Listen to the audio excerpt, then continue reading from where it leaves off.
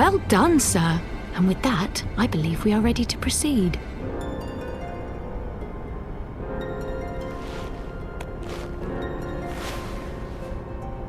Let us be about our business, then.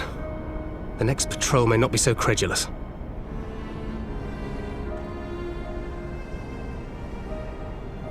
Why must you be so disappointingly brusque? You're not at all as Minfilia described, you know. I don't think you favoured me with so much as a single compliment since we set out. Tell me, did your time in the wilderness sap you of all your charm? Or are you holding it in reserve for your beloved? This is neither the time nor the place. Well, call me old-fashioned, but when I'm risking life and limb infiltrating an Imperial castrum, I like to be sure of my comrades' motivations.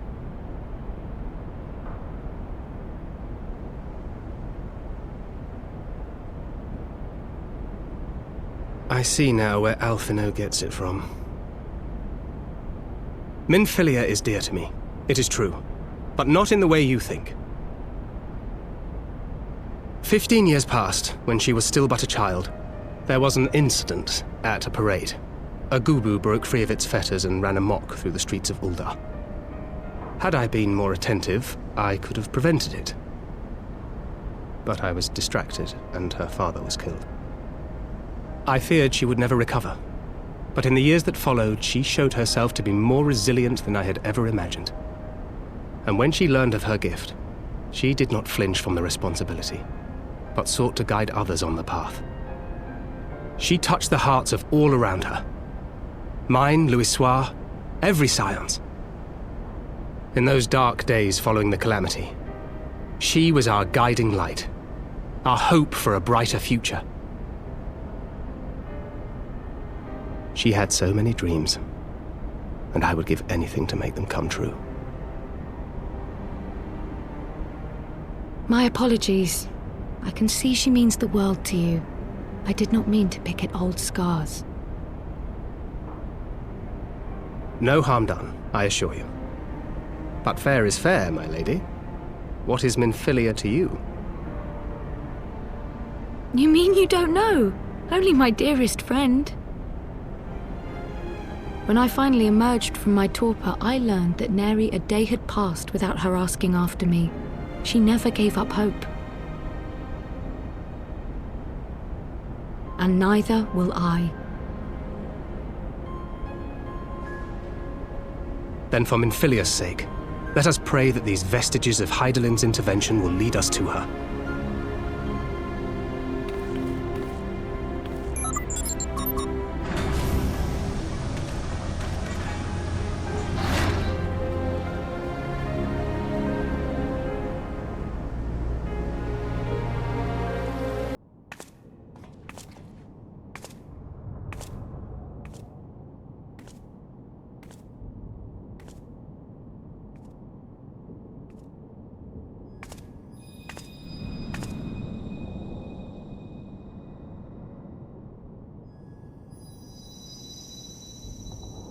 Hear, feel, think.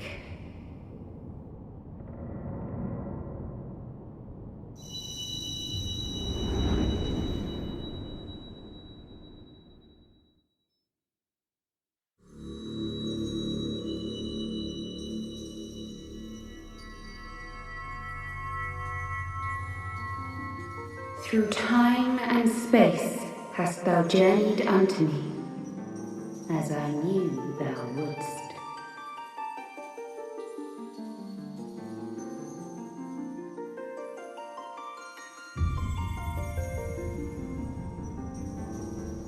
We are the word of the Mother. We, who were once called Minfilia.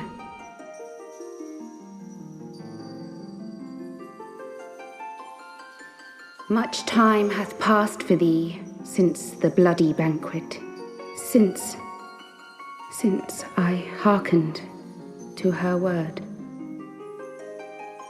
Mother, Hydaelyn guided me towards Y'shtola and Thancred, that I might be swept up in their flow and delivered unto the ethereal sea.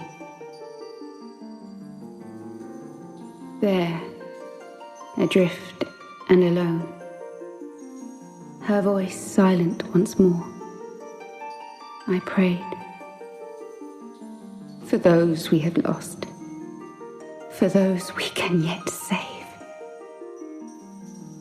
To her I would make an offering.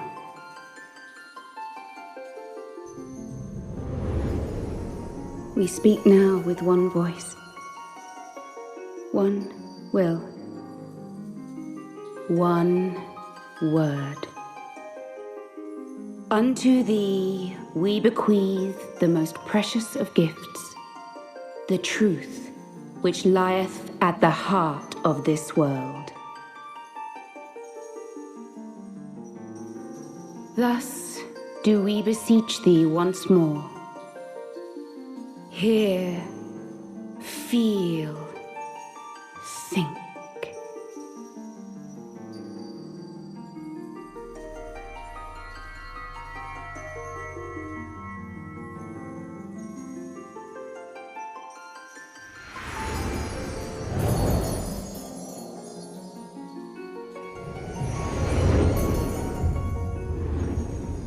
Before there was life, in the depths of the ethereal sea, light and dark did once dwell as one. But the darkness coveted power, and the balance was broken. Thus was I forced to banish him unto the distant heavens, to forever remain apart, a moon bound. In sundering the star did we cry out, and the barriers twixt planes chanced to falter. Across 10 and 3 were we then divided, reflections of the source, each possessed of a shard.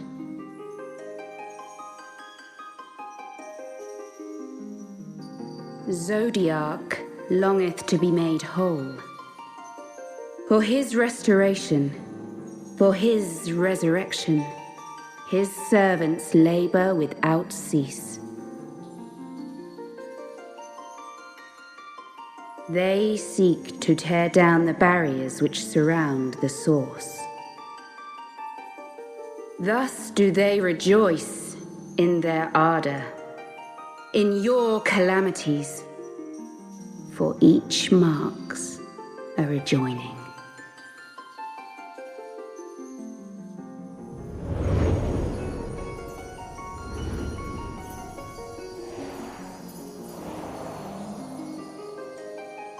Seven times have they succeeded. 7 times hath the darkness grown stronger.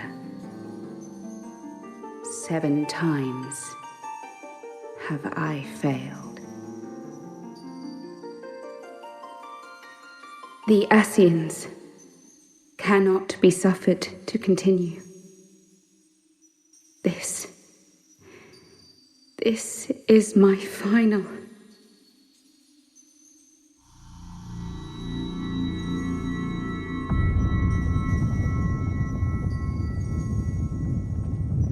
The crystal's power is all but spent.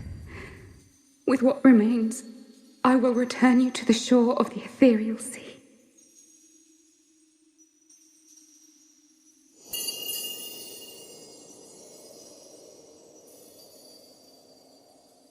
Blessed children, go forth and seek.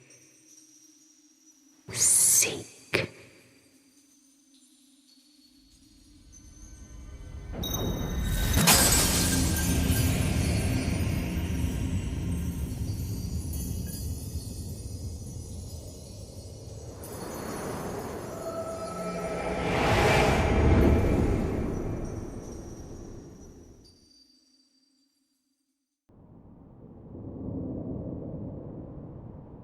You've had another vision, haven't you?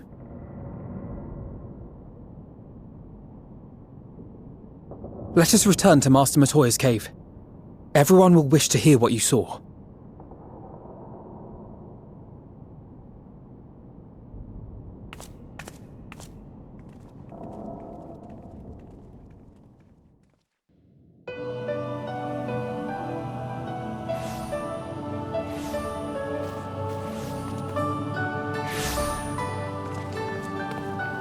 Still in one piece, are we? Well, did you learn anything?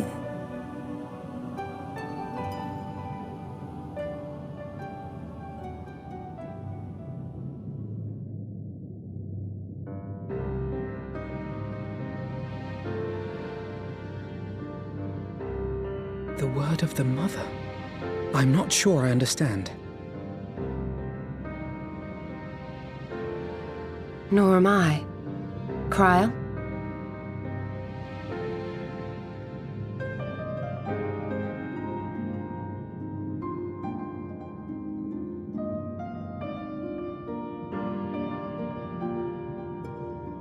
As unbelievable as it sounds, I see no reason to doubt her. The word's tale. No one was more sensitive to the will of Hydaelyn than Minfilia. And if Hydaelyn has grown so weak that she can barely make herself heard, it is not hard to see why Minfilia, having joined with her, might struggle to maintain her own form. What? Why would she need to maintain her own form? Are you saying she's gone?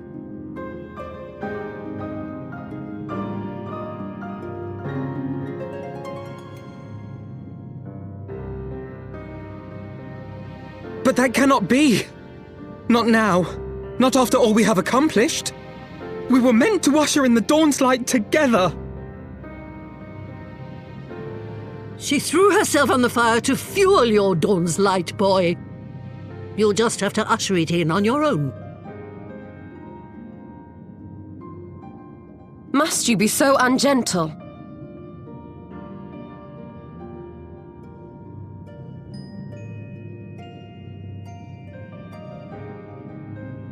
Tell me about the Scions, boy. The scions of the Seventh Dawn lay before Eorzea's salvation. Whenever the realm is threatened, be it by Primal, Ascian, Garlean, or any other, we take up arms in her defense, that all in Eorzea may live to see a brighter tomorrow. And that's very noble of you. But in chasing after these lofty goals of yours, you seem to have lost sight of some basic truths. To win a war, you must be willing to do whatever it takes. To fight, to kill, and if necessary, to die. The path you've chosen is paved with the dead. Walk it with your eyes open, or not at all.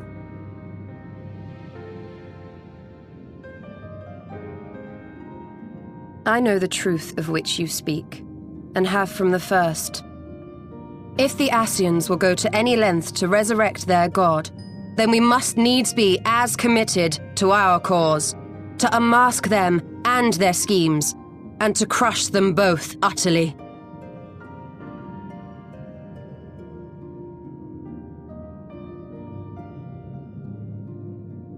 Come, there is much to be done. Yes, of course.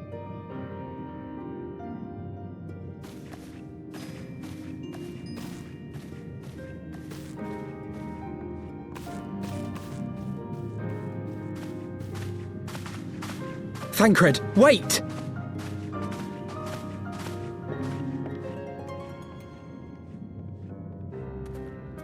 No. No, this is all wrong.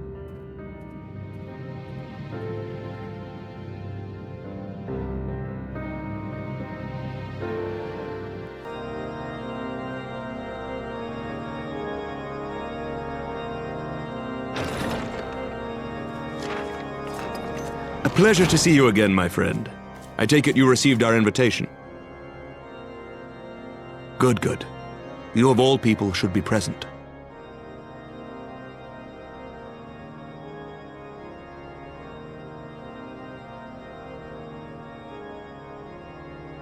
When the true brothers of the faith seized control of the vault, I feared the worst. Yet in adversity were we blessed with the promise of peace between man and dragon through Vidofnir's timely rescue of an innocent child. Timely, I say, though miraculous or providential might better describe the event. The gods themselves could not have devised a more fitting symbol of hope. Needless to say, we could scarce let such an opportunity pass us by. Which is why I set about making formal arrangements for a peace conference between our peoples.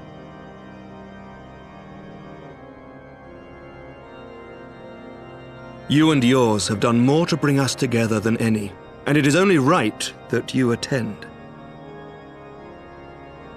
But I confess that is not the only reason I would be glad to have you there. Given Nidhogg's implacable opposition to the peace, it is possible that he and his followers may attempt to disrupt proceedings, in which event your presence would be a comfort to all in attendance. Pray understand, I have no wish to invite the worm's ire, but if our fractured nation is to heal, if we are to move forward as a people united, then we must do whatever is necessary to bring about lasting change.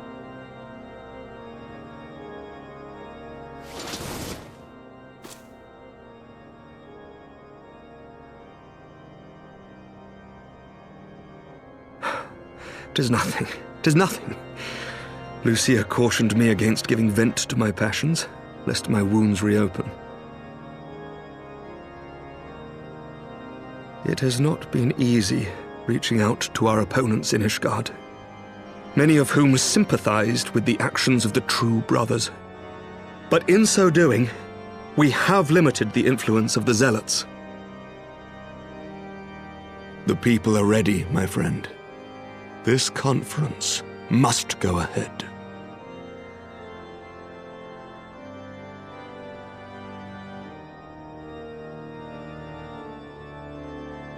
I knew you would understand. The conference will take place on the border of Ishgardian and Dravanian territory in Falcon's Nest. Lucia is there seeing to the final preparations even as we speak. Pray join her at your earliest convenience. 'Twould not do for the guest of honor to arrive late, after all.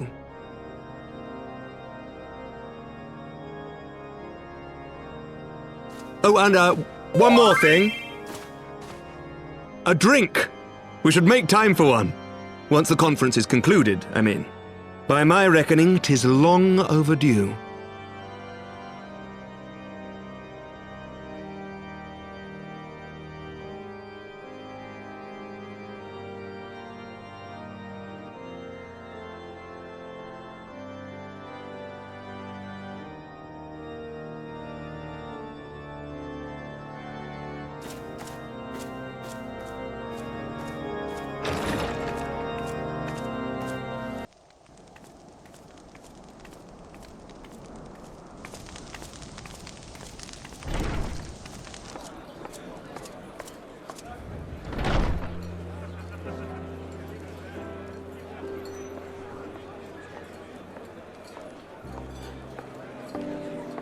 Welcome, welcome! Find yourself an empty seat and I'll be with you in a moment.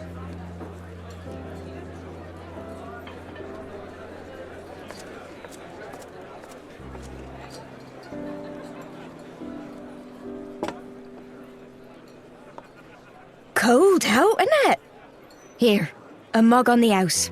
Let's get some colour back in them cheeks.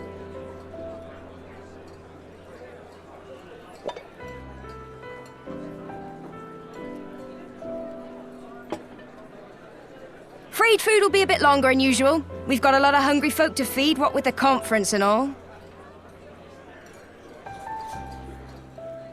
Oh, so many people with cause to celebrate. To think there could be peace in our time, after all them years of fighting. When I heard about the conference, I knew I had to come. I knew I had to be here, to do my bit. My husband, he died fighting the dragons, you see. And here we are, about to break bread with him.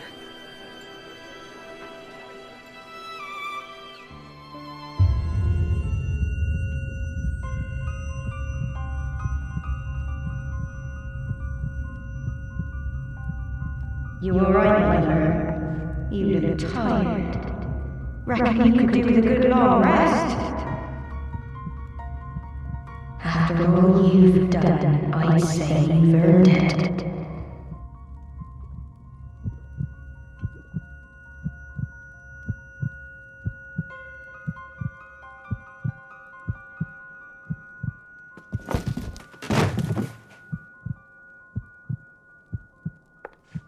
Sleep now.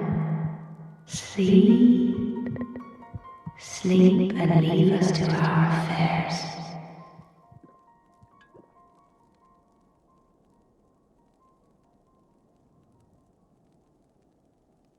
This was never your fight.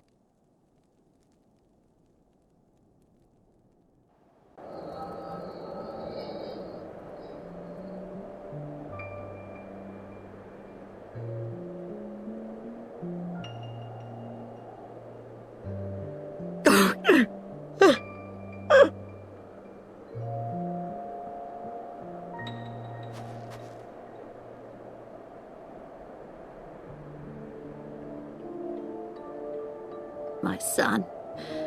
They told me he walks in Hallone's halls. Him and the rest of his unit. They told me the same.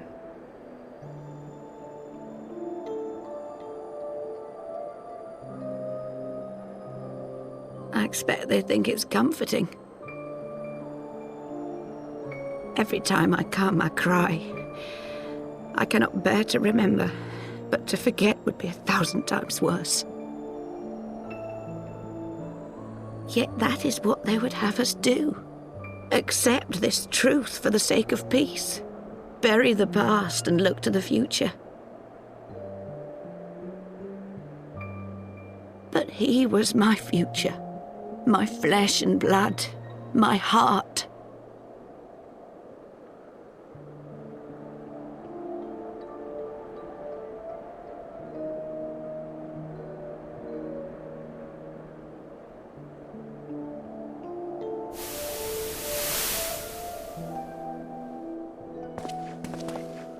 Is this it?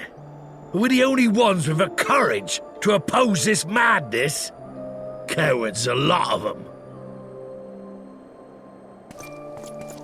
They think only of the prize, of the peace Sir Emmerich promises them.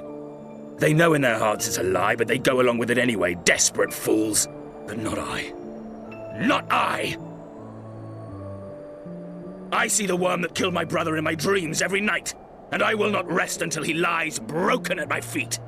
Him and every last one of his accursed kin. All this nonsense about Kings of Eld, as if I care what they did or didn't do, makes no difference to me and mine. Have the dragons sued for peace in 1,000 years? Are they bollocks? It's a bloody ruse is what it is, and Sir Emmerich and the rest of them bloody fallen for it. But what can we do? They believe, and naught we can say will ever change their minds. Whether we like it or not, man and dragon will come together at Vulcan's Nest, and all will be forgiven. Forgiven and forgotten.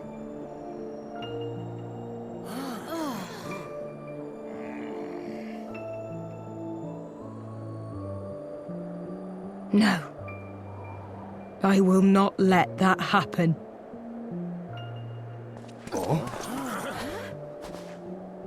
They will remember the true face of the enemy. I will show it to them. And we will rise up against them once more.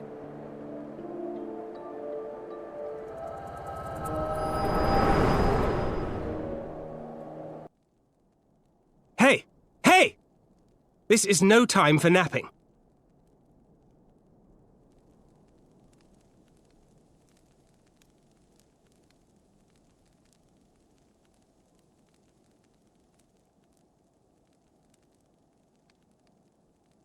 Do you have your wits about you? Good. Come with me. We have a crisis on our hands.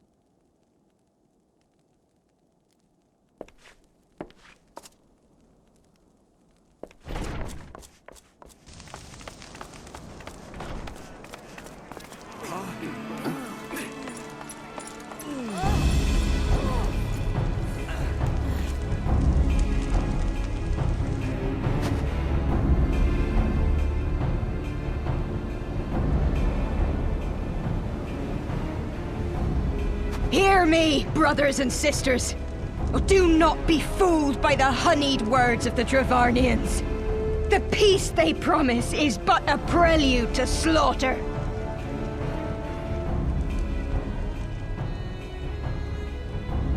Remember your husbands and wives never returned from war. Your children torn apart by fang and claw. All your loved ones show no mercy.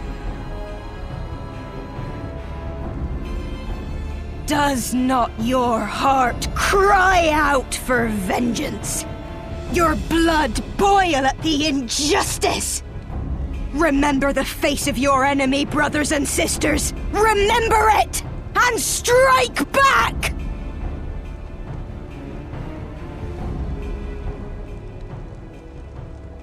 You there! Don't just stand around gawping! Do something, man! Stop her! Yes, my lord.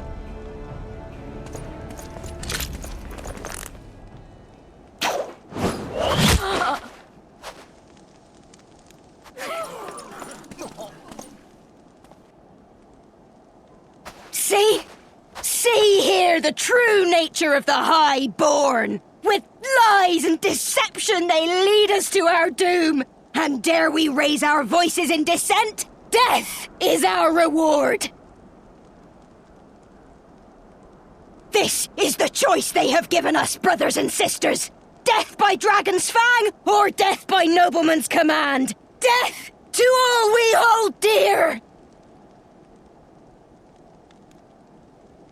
I spit on your choices, noblemen! You will take no more from me! No more! No more!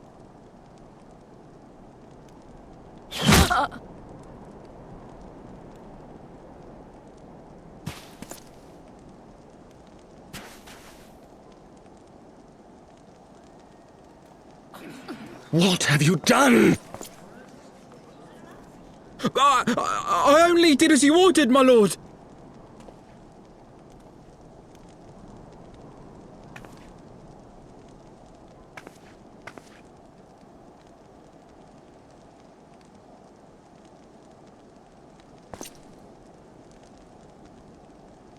I gave no such order! I did not! I never meant for anyone to...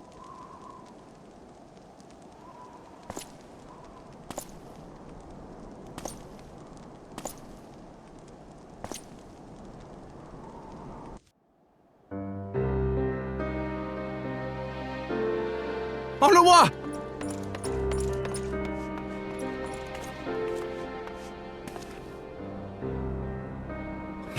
No! What have they done to you? Onawa! Onawa!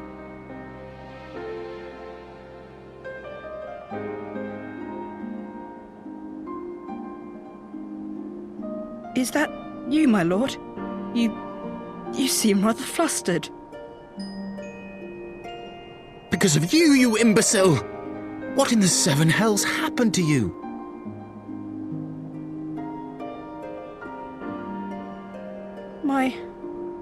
My apologies. Some few of the guests expressed a wish to leave, and I implored them to stay. It would seem they took issue with my request.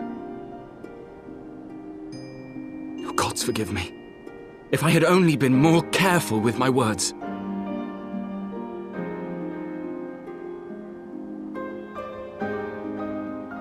Do not blame yourself, my lord. I know that you and your brother have Ishgard's best interests at heart. That poor woman. She lives in the past, clinging to the memories of the lost. The future holds so much promise, so much joy. And you know that better than any.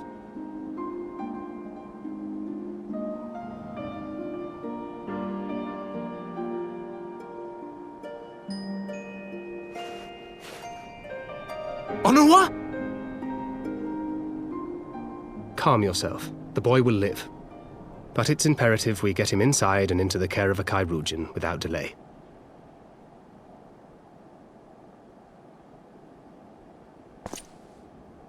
Oh, we were so close! Why does it all have to fall to pieces? Don't they want to live in peace? Don't they want to be happy? We all want the same thing! And still it falls to pieces! Tell me, what was I supposed to do? Someone, anyone, tell me, what was I supposed to do?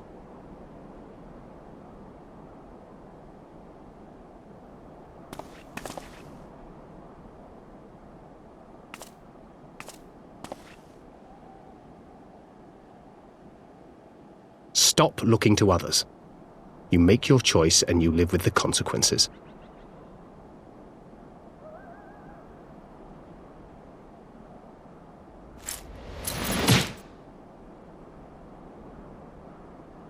And what would you know about consequences?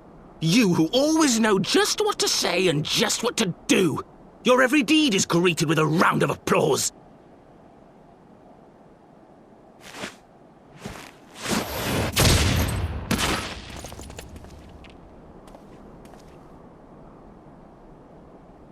You know nothing about me. I have fought tooth and nail for the people I hold dear. Done everything in my power to save them. And I have failed. Learn to live with it. I have.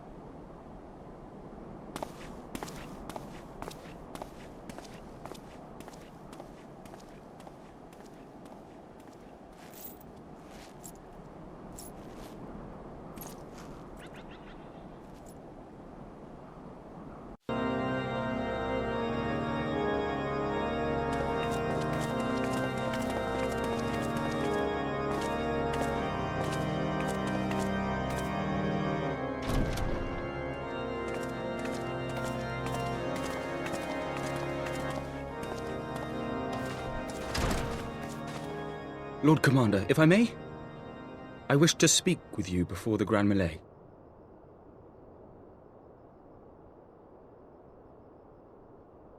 Proceed. How do you do it, my lord? How do you lead with such certainty, when so many of our countrymen will not hear of peace with the Dravanians? Some of them hate you almost as much as the dragons themselves. They decry you as a patricide in the streets. They even tried to kill you, for God's sakes. Yet still you march on, undaunted, where no archbishop dared to tread. What is your secret? Where do you find the strength?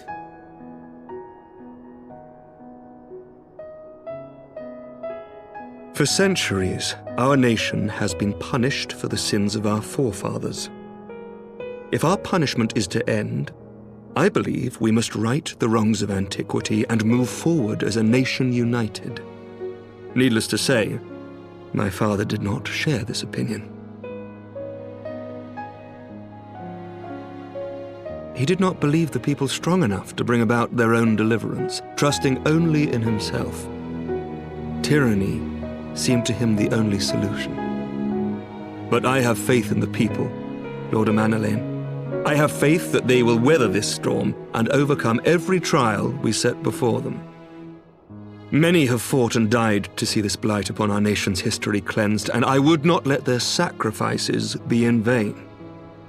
Though we invite reprisals, the risk is worth the reward.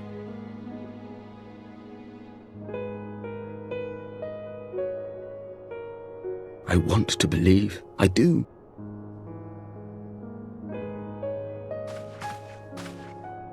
Lord Commander, through my careless orders, a pall has been cast over these proceedings, and I beg the opportunity to make amends. I, Emanolaine de Forton, do hereby request leave to take part in the Grand Melee.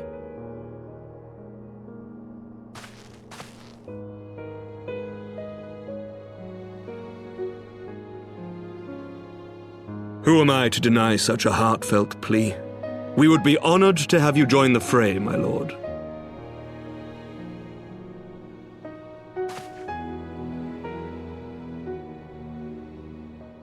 You will take charge of the Ishgardian forces. For all my other responsibilities, I am still Lord Commander of the Temple Knights, and I would not soon yield this duty to another. The esteemed Sir Emeric leading the Temple Knights and the Watch into battle along with my youngest. I could wish for no more. Then you wish for too little, my lord. There is another who might yet join the fray. An indispensable ally to whom we owe much and more.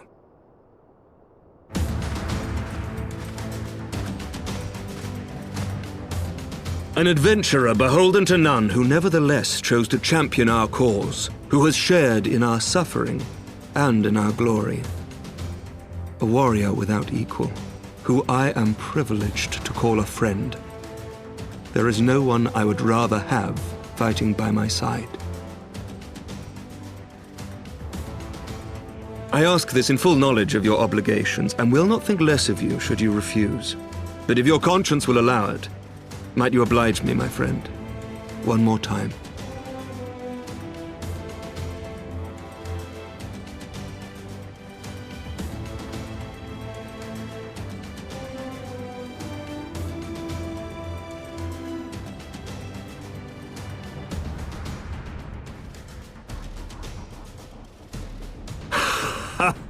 Together we shall give the people a spectacle for the ages, a celebration to mark the dawning of a new era.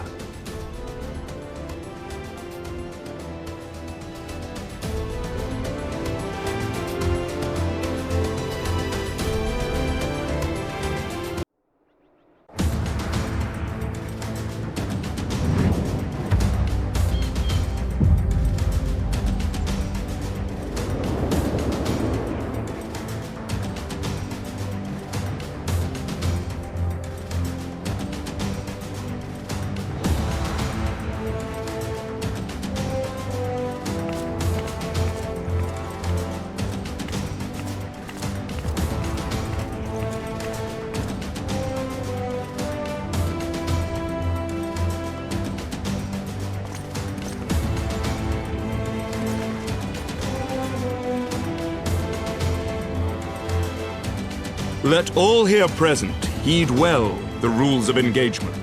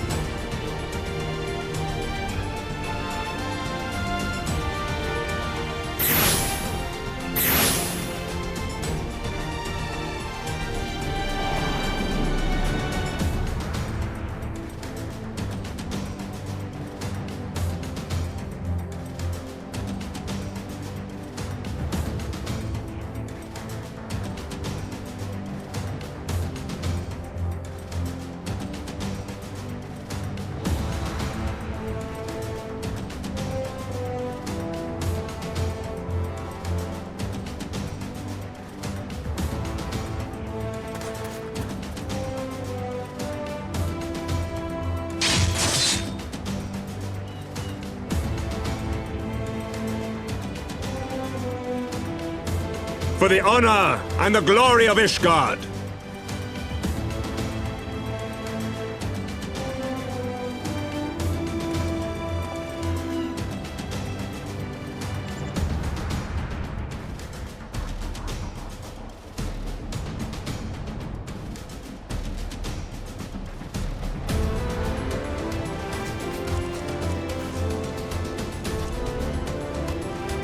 All is ready then. Very well. Brave men and women of the Eorzean Alliance, let the grand melee begin!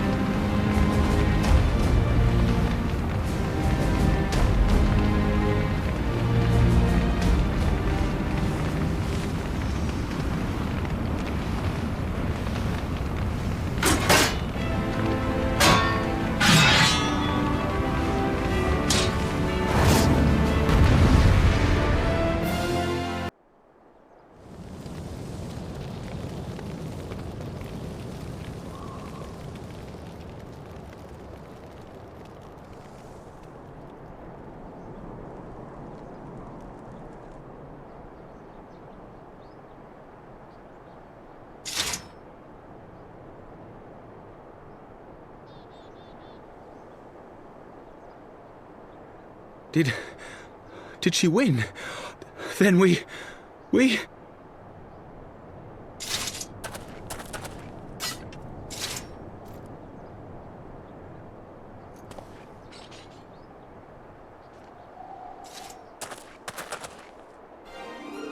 Victory is ours! Ishgard! Ishgard!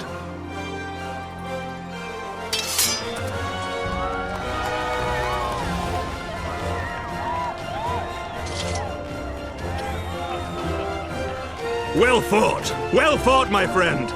You truly are the warrior of warriors. Thank the Fury you were on our side.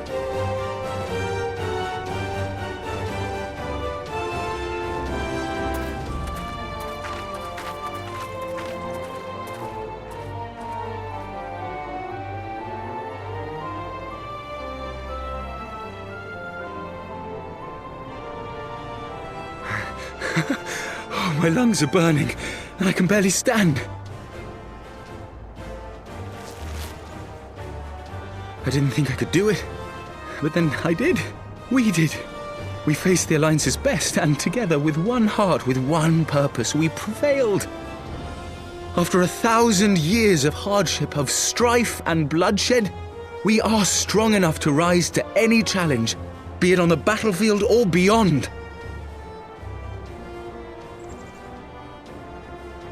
The future holds so much promise, so much joy. We need only show them the way.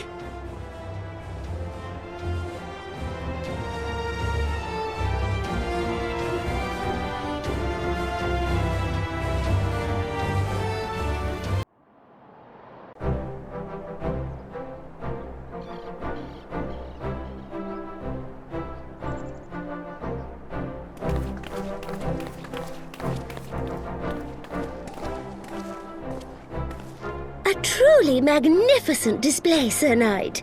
While doubtless less than pleased, I am quite sure the Grand Companies are honored to have been bested by such valiant warriors.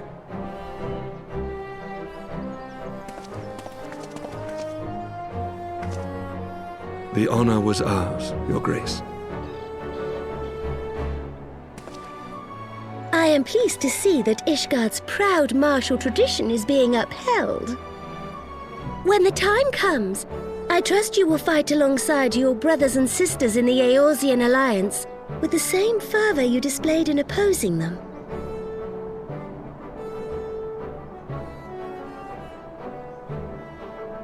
I note that our friend elected to take the field in Ishgardian colors. At my behest, Your Grace. If we have given offense, the blame lies with me.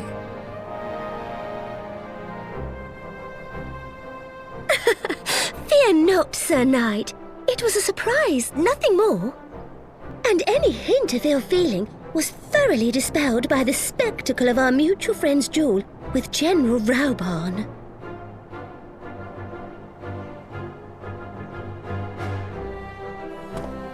On the subject of surprises, I could not help but marvel at the passion and unity of purpose displayed by your countrymen, given the troubling reports we have received of late. I shall take that as a compliment, Your Grace. The events to which you allude are the price of change.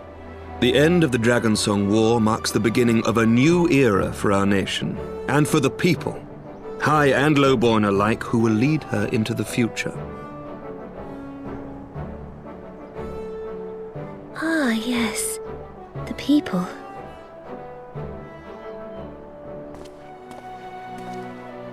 Change is indeed a perilous thing, for we who seek it, and they who fear it. I shall pray for Ishgard, and for you.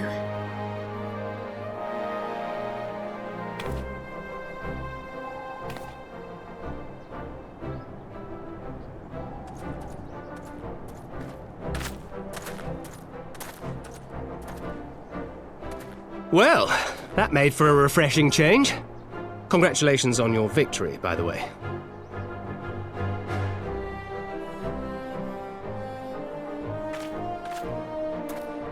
Ishgardians certainly seem happy with themselves.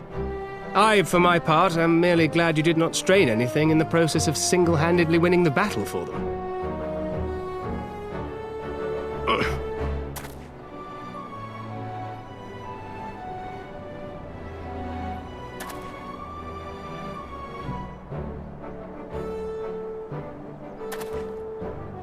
Tis but a scratch, I assure you, and I will not suffer you to worry over me. Not when we have a dozen far more important concerns. Make that 2 dozen. Still, as Y'shtola never tires of telling me, we can but face them head-on one at a time. One day at a time. As Minfilia would have done.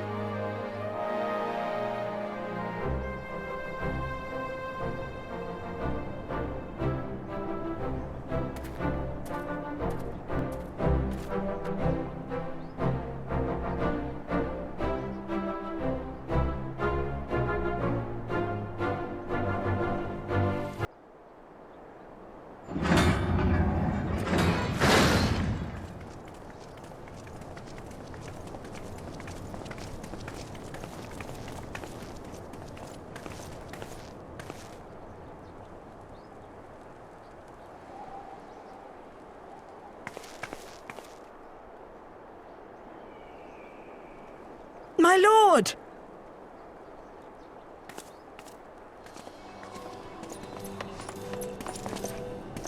Honorwa, my boy. Shouldn't you be in bed? Thank you for your concern, my lord. But I have largely recovered from my ordeal, and I have naught but several scars to show for it, which I have been told some women may find appealing. I see. And to think I was worried sick over you. I'm not sure I understand, my lord. Well, let's put that theory to the proof, shall we? My lord? 'Twould seem that a great many things have occurred in my absence. I thought I might begin to make amends by welcoming you in person. The messengers spared not their chocobos to bring us word of your victory in the grand melee. I cannot well describe our elation when we heard the news. It called to mind the day we rejoined the Eorzean alliance, when I glimpsed hope rekindled in the eyes of the people. The Fury herself ushers us into a new era. Sir Emmerich, the time is now. Aye, that it is. Reconvene the conference and summon Vidofnir to Falcon's Nest. We will make peace with Hraesvelga's brood and hasten this bloody war to its end. Yes, Lord Commander. I will send word to Artoirel and bid him resume preparations. Emanelaine, you will place yourself at your brother's disposal. He will be glad of your assistance.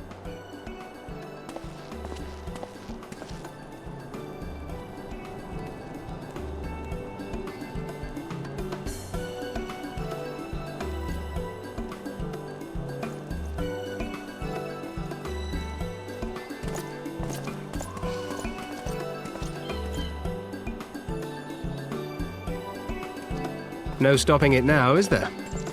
We should inform Y'shtola and the others.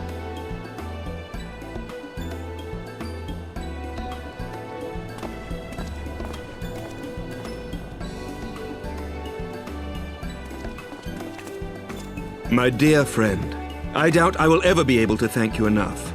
But when the conference is successfully concluded, I damn well mean to try.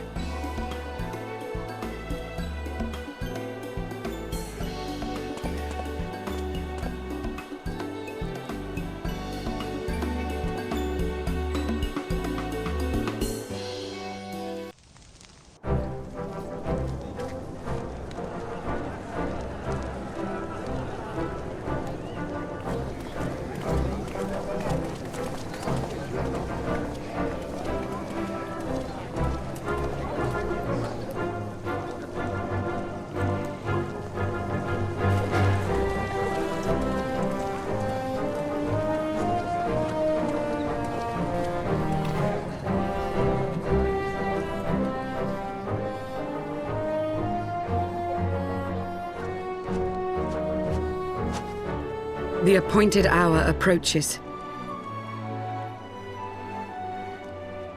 Aye.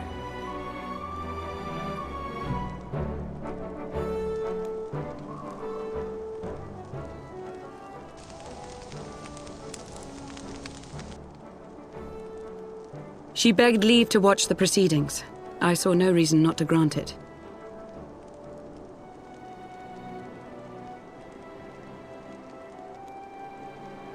Should I choose to deviate from my prepared remarks, I ask that you trust in my judgment.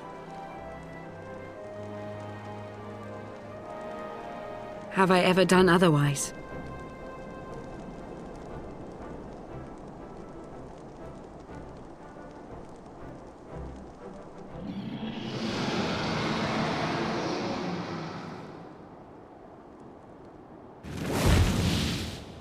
Look!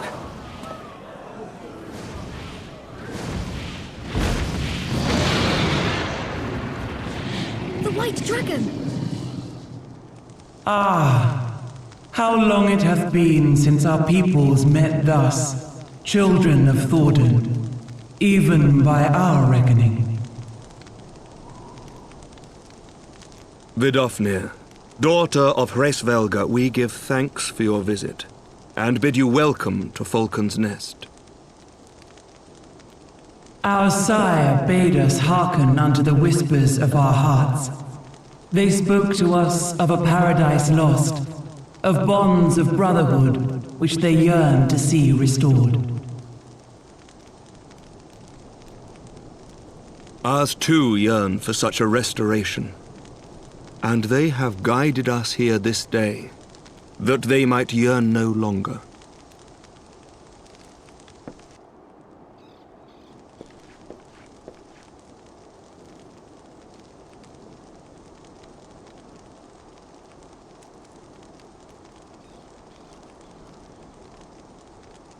Brothers and sisters, ye who stand as witness, hearken to me. Since the days of Eld, when the bonds betwixt man and dragon were sundered by our hand, our peoples have known only war.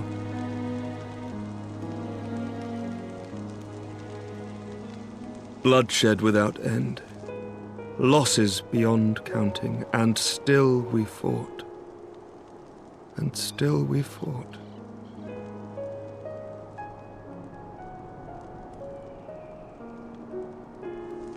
Some wounds do not heal. The dead cannot be returned to us. But we, the living, can yet choose another course. Here and now, we can lay down this burden, this hatred, this vengeance. Our forebears fought not so that we could die, but that we might live. So let us honor their sacrifice and spare our children this death sentence. Let us gift them a new legacy, life.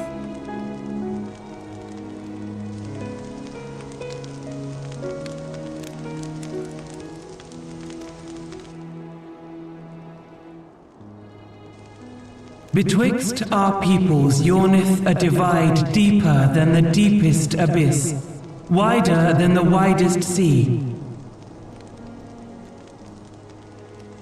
Generations will live and die ere this divide is bridged.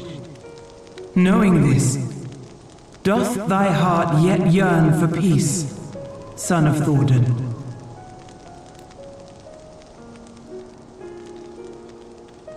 Look now on the legacy we would leave to our children. A dream of peace, inscribed in stone for generations to come.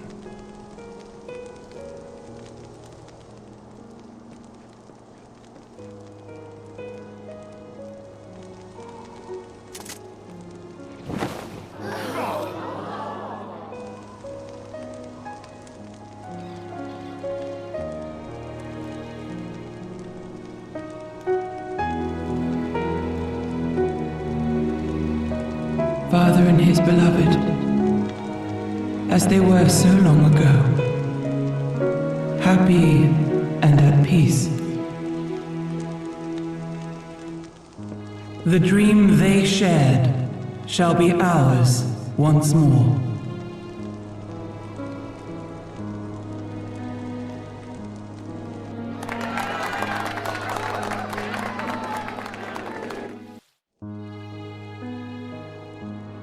Never!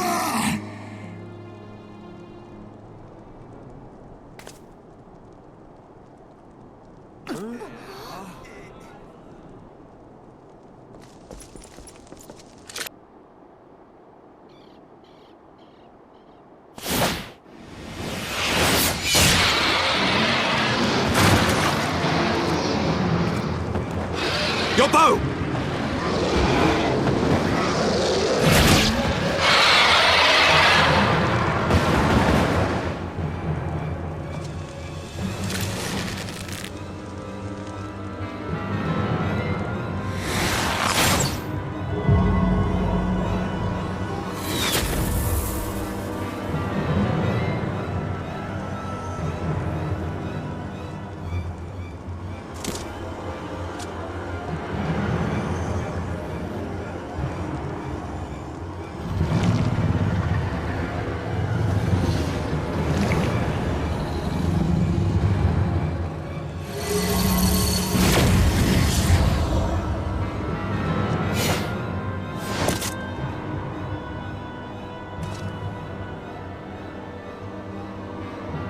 Child of Dravania, art thou grown so forgetful that thou wouldst forsake kith and kin and consort with the spawn of Thordan?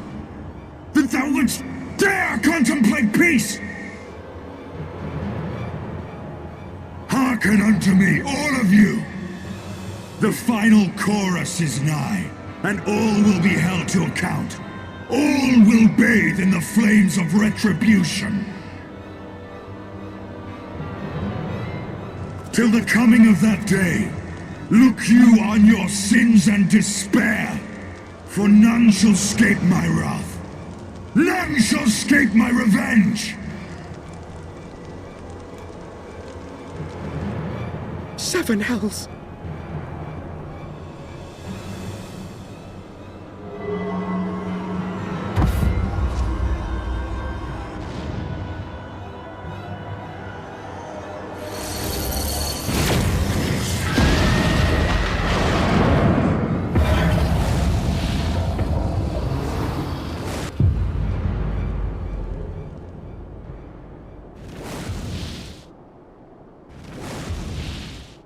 Damn you, Nidhogg.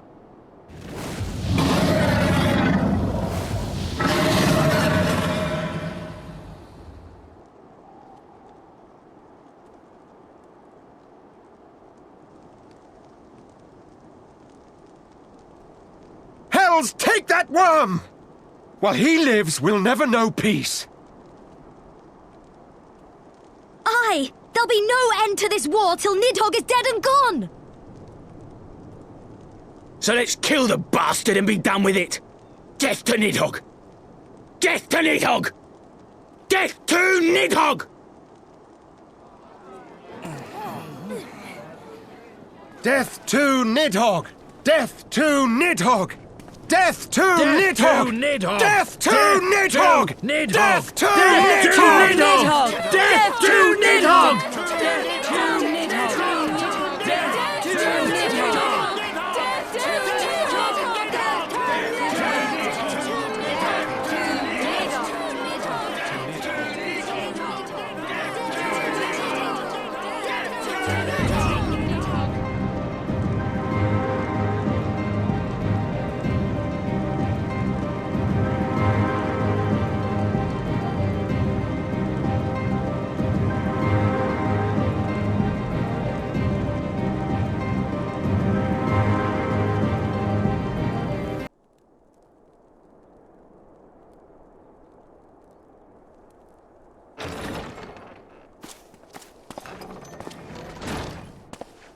Forgive me. That took longer than expected.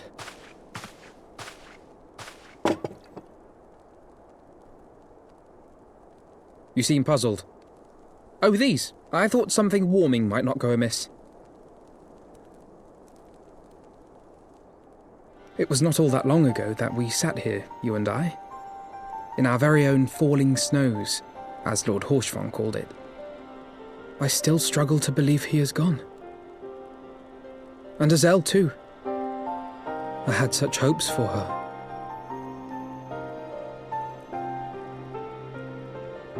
Master Matoya asked me what it was all for. Why we fight. And why we die. Were I still commander of the Braves, I would doubtless have replied, for the future of Eorzea. But I'm not that man. Not anymore. I needed a new answer. One that I could live with. And when I saw Estinian at the ceremony, I knew at last what it was. I do not want to be a man who sacrifices his friends and family for a cause. I want to fight for Estinian, and I want to save him. When Nidhogg leads the Horde into battle, Ser Emeric and his forces will do what they believe must be done. That is their choice to make.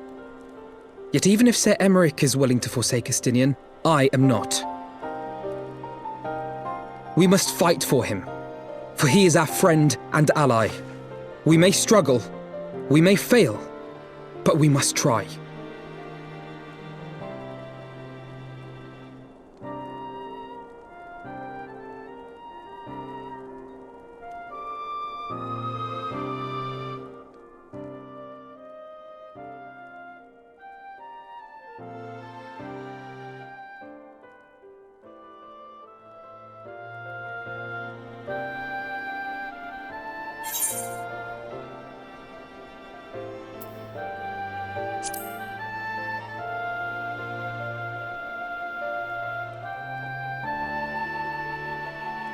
Lord Orchefon would be proud. I knew you would understand. Together, we will surely find a way.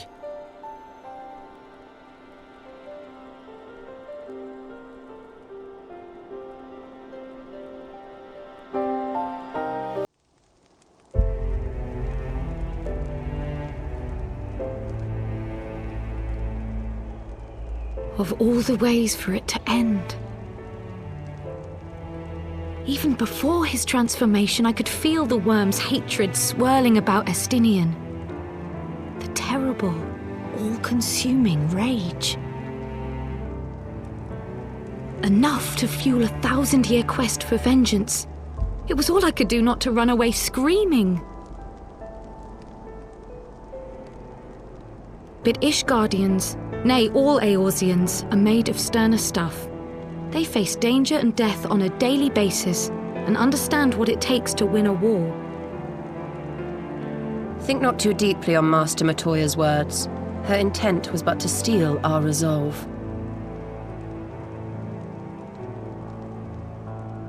That, and to remind us to look beyond these passing conflicts to trials greater still, to the truth which hides at the heart of this world.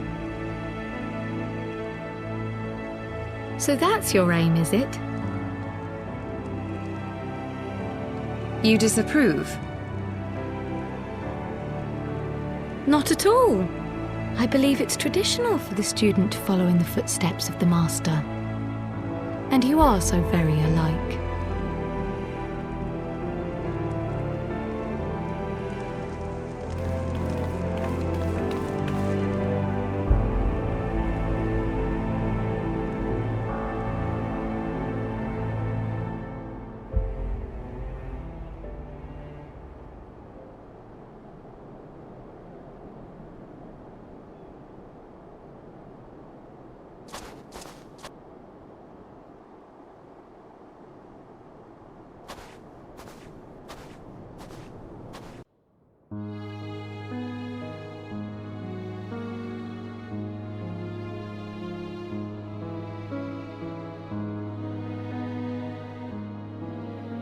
Change.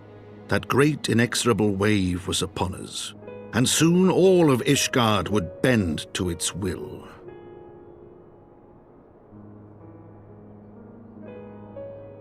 For all our sins, for all our scars, the future for which we had long yearned was at last within our grasp.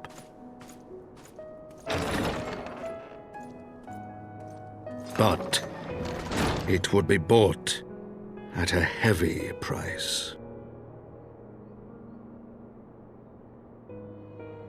For in those twilight hours did Nidhogg cry out for vengeance, and his brethren raise their voices for the final chorus of the Dragon Song War.